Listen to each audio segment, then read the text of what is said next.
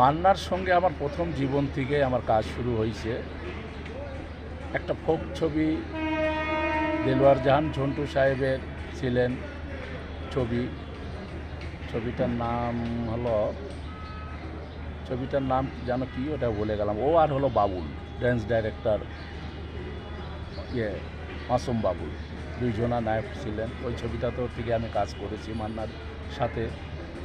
তারপরে আমাদের আরেক ডাইরেক্টর ফোক ছবি করেছিলেন, ওইটাতেও করেছি, চম্পা ম্যাডাম নায়িকা ছিলেন, ওই ছবিটাও করেছি।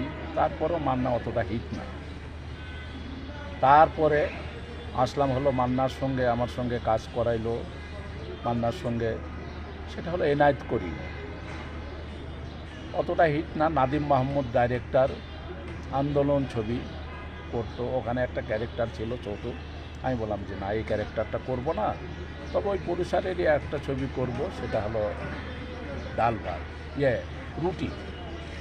রুটি হলো রাজীব ভাই বলল যে আমি মান্নার বাপ হিসাবে ক্যারেক্টার করব, গাঙ্গুয়া তুমি আমার ওই জায়গায় ভিলেনের ক্যারেক্টারটা করো।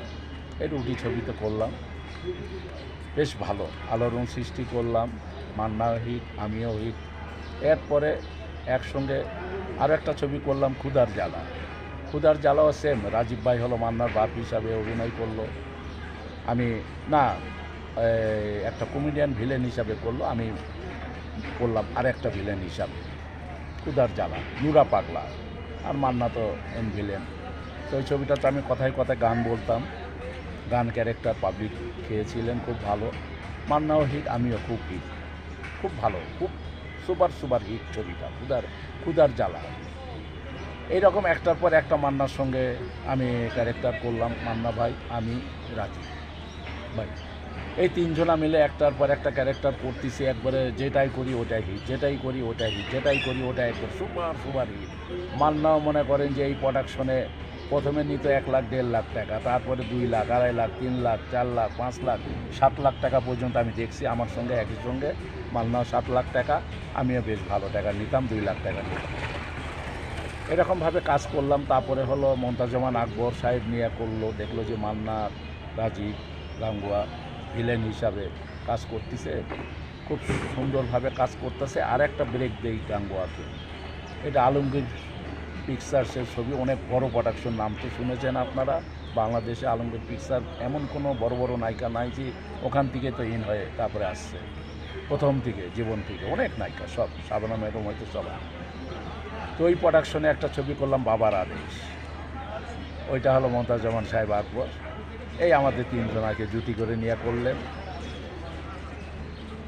রাজীব ভাই ছিলেন হাবিলদার ক্যারেক্টার করলেন মান্নার বাবা হিসাবে, আমি করলাম মেন ভিলেন হিসাবে, আর মান্না তো নায়ক হিসাবে করলেন। এইটাতে এমন চমক দেখাইলাম, বা এমন চমক ডাইরেক্টর আমাকে দিয়ে করাইলো, সুপার সুপার সুপার হিট ছবি হলো বাবার আদেশ হয়ে গেল।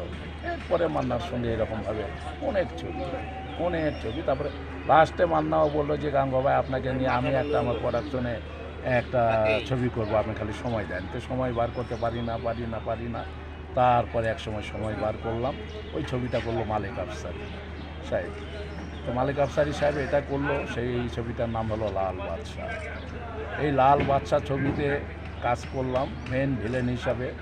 আমার 2 ভাই ছিল, একটা শাঙ্কু পাঞ্জা আর একটা হলো ড্যানি রাজ। আর ডান হাত বাম হাত হিসাবে কাজ করলো হলো মিজু আহমেদ আর সাদেক বাচ্চু, আমারই পুলিশ অফিসার। আর এমনি একজনা করলো মানে চামচা হিসাবে, এটা বলে যে ক্যারেক্টার চামচা না, কোয়ার্ডিস হিসাবে উনি করলেন।